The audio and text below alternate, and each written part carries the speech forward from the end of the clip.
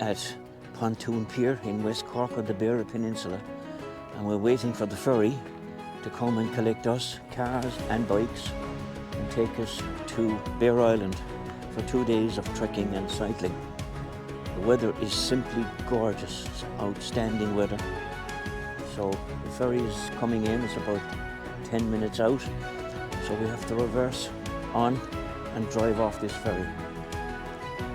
So 2 more days of adventure.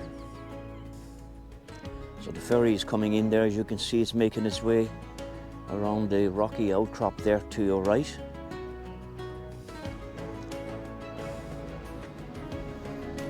So here it is, Murphy's Ferry, Bere Island. 1 car and some foot passengers.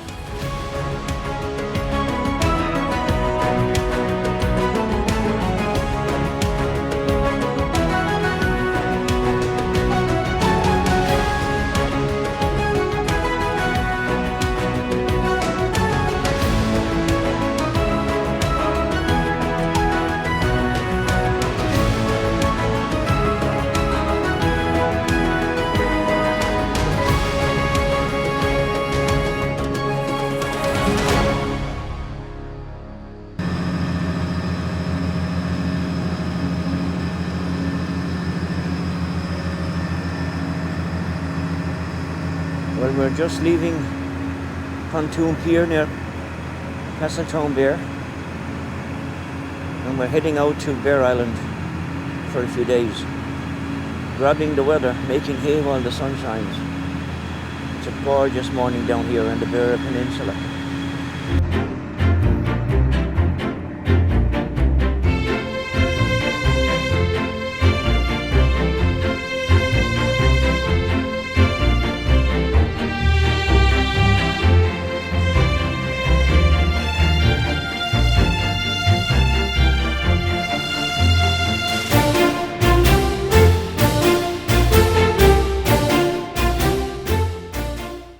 We're here on Bere Island, and we're here at our accommodation, Bere Island Lodge Complex.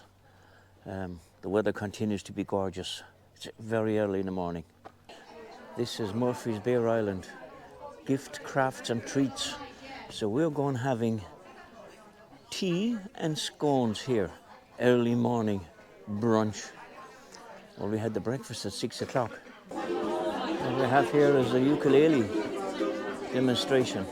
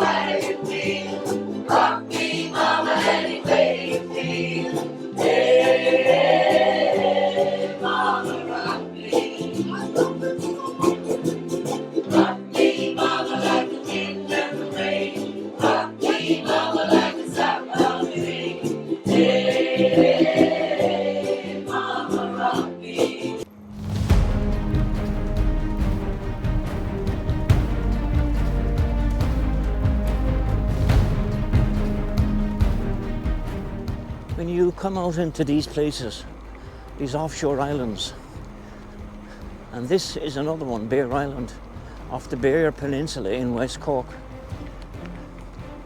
you get the peace and the quietness here again. Quiet roads. Across a military establishment here, the guns of Lonart, but I can't get across the fencing, so I might have to put the bird in the air to give you a bird's eye view, literally, of what we have here. It's out of bounds, but it looks an impressive part of the island military history. The British had a particular interest in Bere Island with remnants of British imperialism still visible. At various stages they constructed Martello towers, a signal tower, military barracks and a 7-gun batteries, including one which still hosts 2 6-inch guns, all of which can be seen here today. In March 1898, further fortifications began on Bere Island, when the British War Department issued a compulsory purchase order for the eastern end of the island. Islanders living in this area were allowed to remain, but as tenants of the War Department, and could be evicted within 24 hours' notice. Following the compulsory purchase order, 7-gun batteries were constructed on Bere Island, along with a barracks, stores and recreation facilities, which included a cricket pitch, a pavilion, a running track, squash courts and a tennis court. The British also installed electricity in their fortifications, which was run by generators, and also supplied islanders in the east end with electricity, with the result that homes in this part of the island had electricity since the early 1900s, long before rural electrification scheme came in the 1950s. The large coastal artillery guns for the gun batteries were brought by sea from Cork to Bere Island, and then transported by horse and cart to their destination here. Over 500 men were employed during the construction process of Fort Berehaven. The primary aim of the gun batteries was to protect the British fleet, which lay at anchor in Berehaven harbour. These were steam-powered ships, and when undergoing routine maintenance, they were effectively sitting ducks. Bere Island has witnessed and played a part in many historic events. In 1865, the cable-laying ship, the Great Eastern, anchored at Berehaven to load up with coal and supplies before making her Atlantic crossing. In 1917, the US Navy used the sheltered waters of Bere Island as a safe anchorage whilst protecting the Atlantic convoys during World War I. The USS Oklahoma, the USS Utah and USS Nevada were regular visitors to Bere Island, with their crews coming ashore and playing baseball at the British Admiralty recreation grounds. These 3 ships were later sunk during the attack on Pearl Harbor in 1941. With the signing of the Anglo-Irish Treaty in 1922, a condition of the treaty was that Britain retain control of 3 deep-water ports in Cork Harbour, Lough Swilly and Berehaven, which became known as the Treaty Ports. Fort Berehaven on Bere Island was handed back to the Irish government on September the 26th, 1938. The final detachment of British troops left the island 4 days later, on September the 30th, thereby ending a continual British military presence on Bere Island since 1798. The island's military links continue to this day with the Irish Defence Forces, who use the former Berehaven as a training base.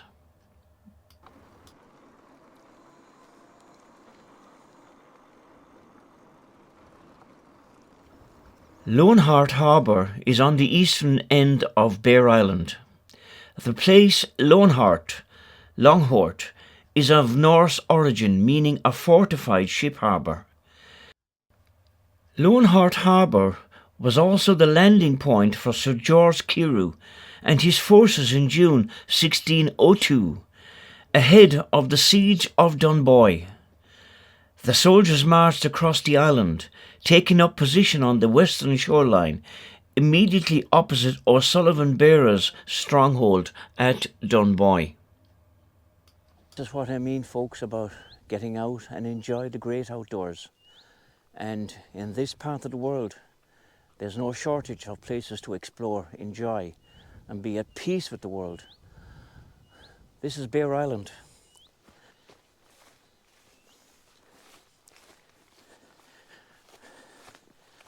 places are out of the way, and you have to make the effort to locate the tracks and put intentions in front of apprehension and go for it.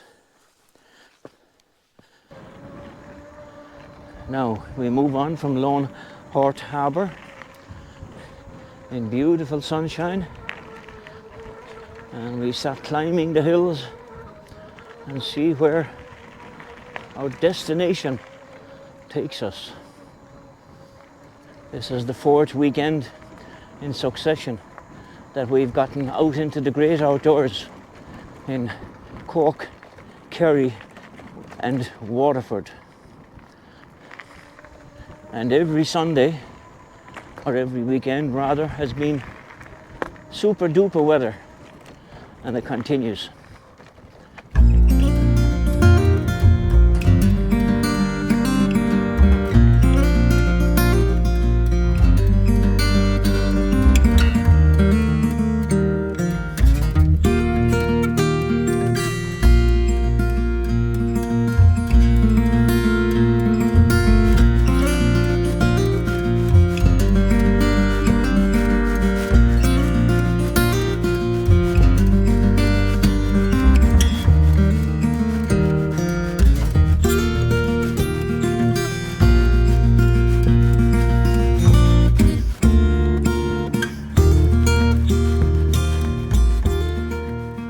Dwelling from a distant past, somebody's happy home at one time.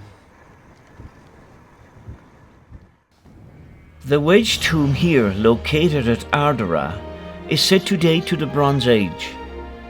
The tomb is located immediately inside a field boundary and can be viewed from the public road.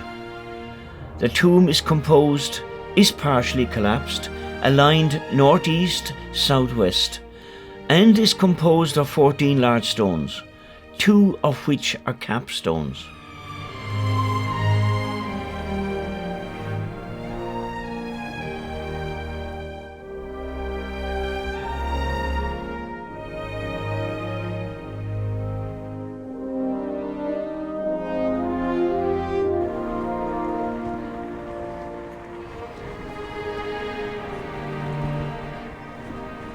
This is really an island to trek on foot. And as I said earlier, this is exactly what will happen here. Hopefully, next week, all being well in my environment, here is the next island. It's been earmarked for a while, but today we're on the bikes.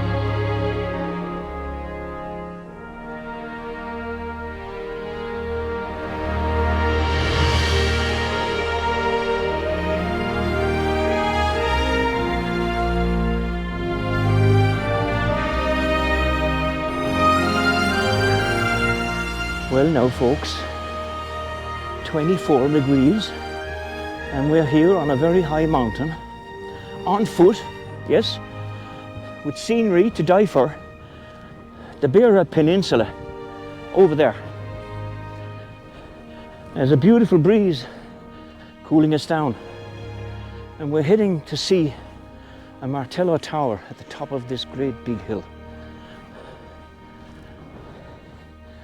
The great outdoors keep a-calling, and we keep answering the call.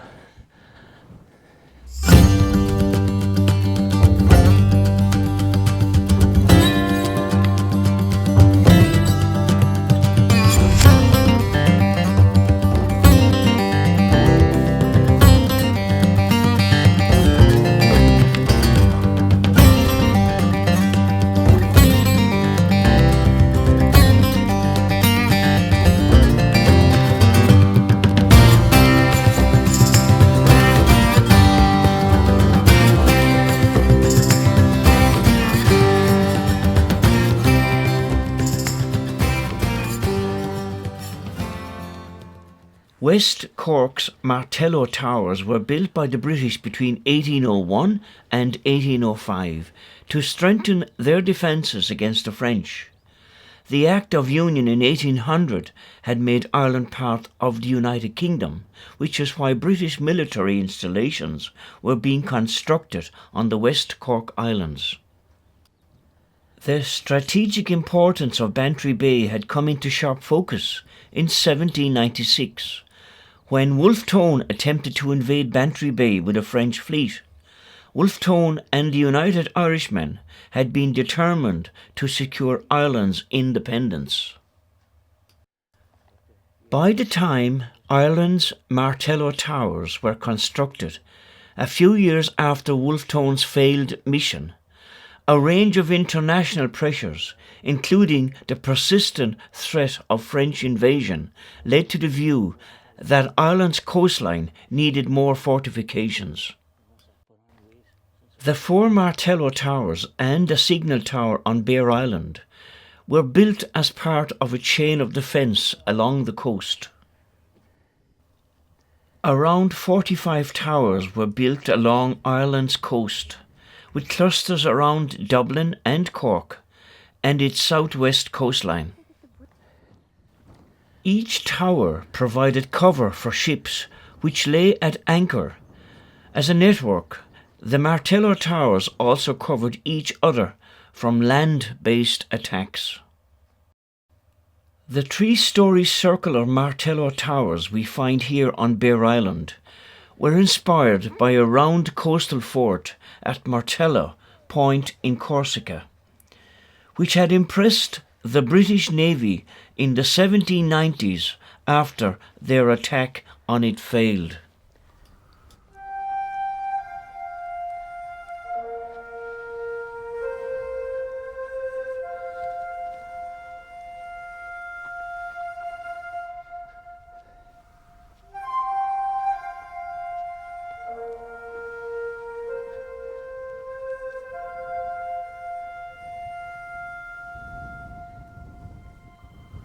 Well, folks, after a long, hot and arduous climb to a Martello tower,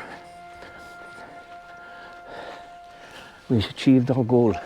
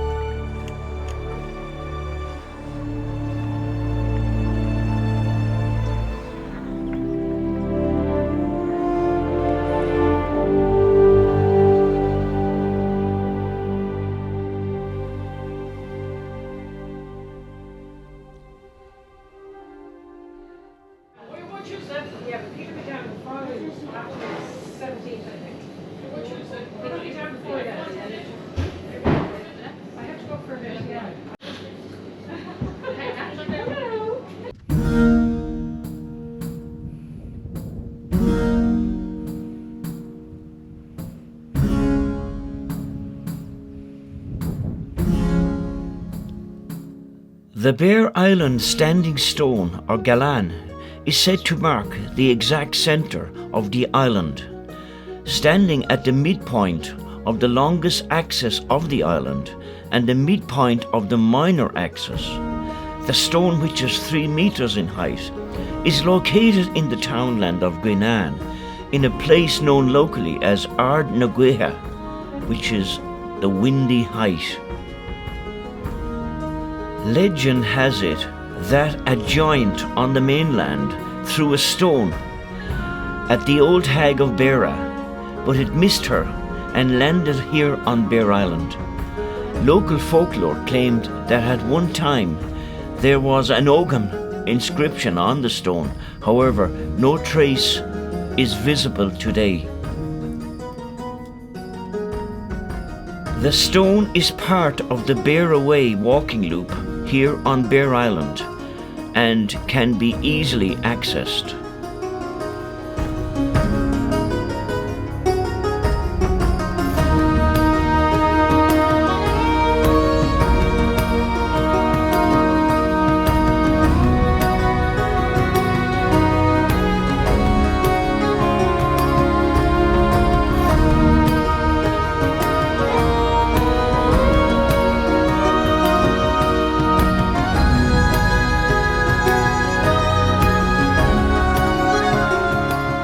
The Galan, or standing stone, dates from the Bronze Age, 2000 BC to 500 BC. In legend, the people of this time were the Tuatha De Danann and were skilled miners and metal workers. Such stones may be memorials or boundary markers.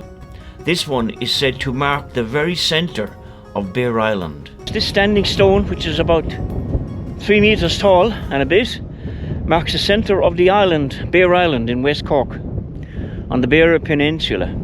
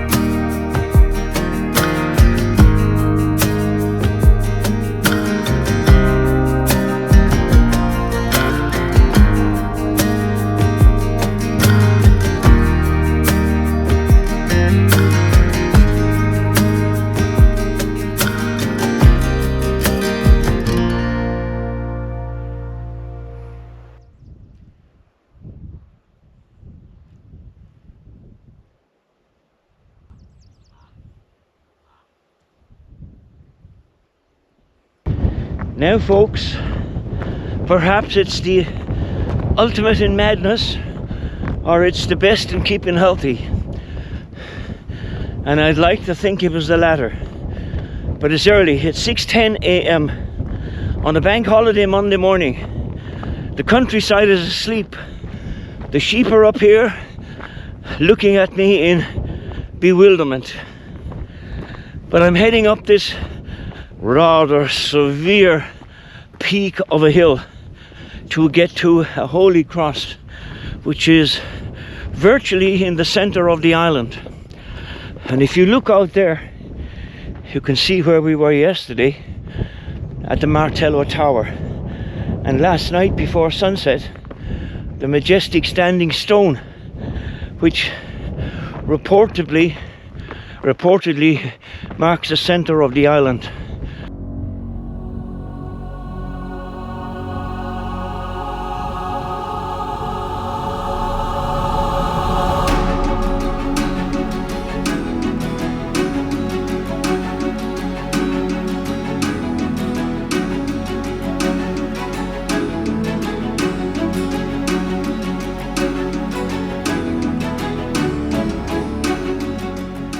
Now this is my time of the day, my time of the morning.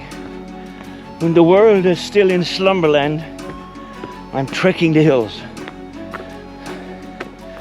And this is a pretty steep one. But it clears the cobwebs, opens the mind and the body, and prepares you for the day ahead. Now the golden orb, as I prefer to call it, has begun to make a presence from behind a thick, comprehensive mass of cloud. Now I'm about halfway up this peak, and the scenery and the vista running right out the bay to the Bere Peninsula. Cloud descending here over the nearest ridges to my left. I put on the fleece because there's a fair cool breeze blowing at me, but in a nice way it's cooling me down. This is some hike, but this is the time of the day to get stuck in. We had 24 degrees yesterday out here.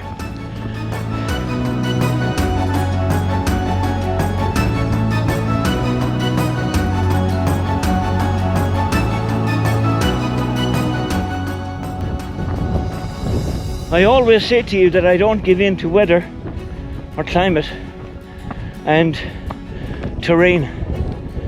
If there's an objective presents in my cranium, I feel a desire to satisfy the adventure, the curiosity, and get stuck in.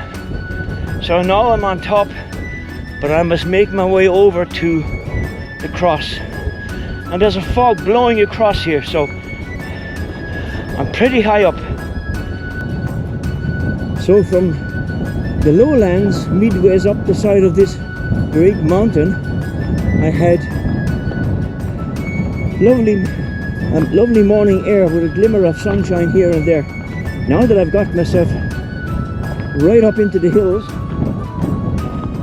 and on near the summit, you can see the fog is being blown in from the North Atlantic. Now it's rather bleak and extreme up here, but I'm nearing my objective and destination. And can all of you remember what I said about the journey and then the destination? No? Once more, focus on the journey. Enjoy the destination when you get there. And I'm at my destination in the next few moments. Take a look.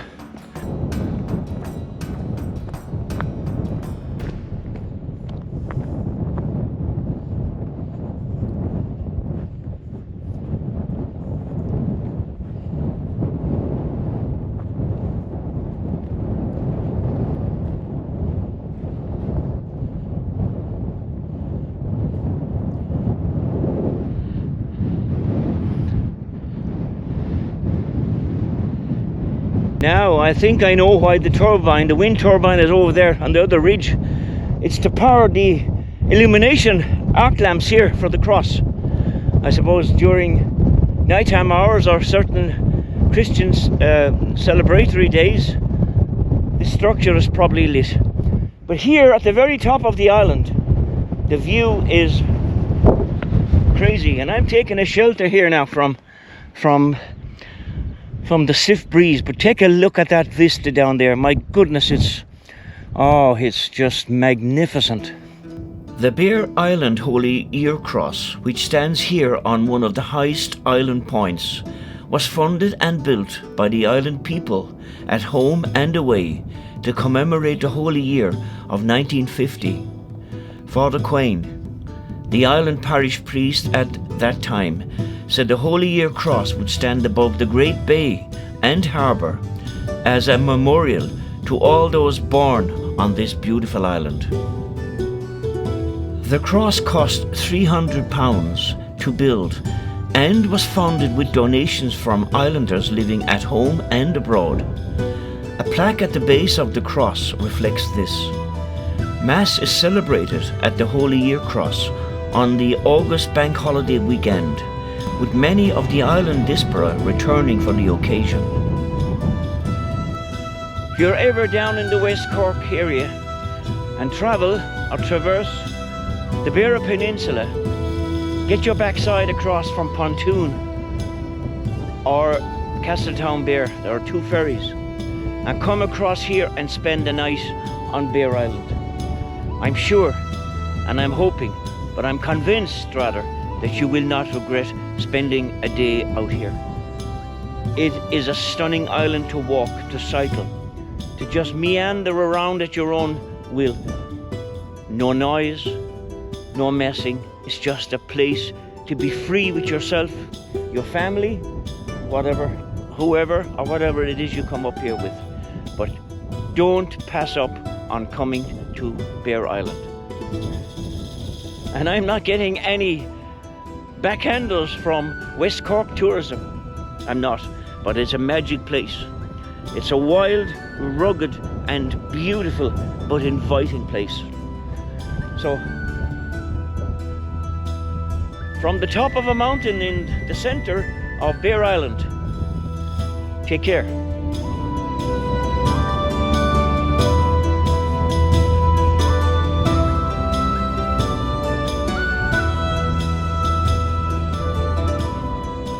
I'm making my retreat from the lofty perch. If I can get across this boggy part here now, and it looks quite boggy, but anyway, we'll just have to maintain the progress. The weather is slightly changing. For the past 3-4 days it's been stunning weather, but we were told that there is a change coming, and you can see the fog wafting across there from the North Atlantic, and shortly it will be obscuring that majestic vista there to my left hand side in front of you. You can see the fog here blowing across like I did on the Galtee Mountains 2 weeks ago, 2 weekends ago exactly. So I haven't been sitting on my haunches, no way. I've applied the pressure now, as I said I would when I began to get back into my strides. But I have been constantly walking. Yes, I have. I haven't been waiting in the aisles for the weather to glorify me. But I'm taking a shortcut here now, and I'm wondering, can I get down off this reach here? I'm conscious all the time of ankles, knees and hips. So yeah, I'm walking all the time. Every morning without fail. Rain, hail or snow, I'm out on the hills. But now I'm back onto my offshore island adventures. So this has been a big 2 days, and we still have a day to go. So a lot to look forward to. You remember, folks, what I said to you about reincarnation? No, I'm not going to repeat it. But do you remember, or can you remember, what I said to you about reincarnation and my desire not, being the operative word, not to come back as a woolly creature like you see there on my right hand side? Now remember one more thing before I get my backside off this hill. If you come out to Bere Island, which is where I am right now, get yourself a map there in the village. There's a little shop, post office, restaurant, and the pub is up next door. Pub is only open late in the evenings, from what I can determine. But you can get these handout island maps, because you can always Google. But anyway, the handout map is there. Find this standing stone down here and this mountain where the Holy Cross is, and get your backside up here, but be prepared for a pretty strenuous haul from the lowlands to the highlands. The stillness that's here is just therapeutic. It is just therapeutic. It is so quiet, apart from the rustling of the breeze through the hills here and the bang of hundreds of sheep. It is so still. There's not a sign of a human being at this hour of the morning. I've got this hill to myself. I'm so lucky in getting all these places to myself. Why is that? Because I move early. I move very early. So I'm still making my way down off the high mountain. So allow yourself, depending on your level of fitness and energy and so forth, and for allowing for yourself to turn around as you head up to take that magnificent photograph that's going to be behind you and come in front of you, coming behind you going up, in front of you coming down. And you'd want to allow an hour and a half, probably an hour and a half to do this, because if you get weather, bad weather, which you can get on an island, there's no point in making the decision to come up here, because 20 minutes up the side of the hill here, every piece of view and scenery will have been obliterated by fog.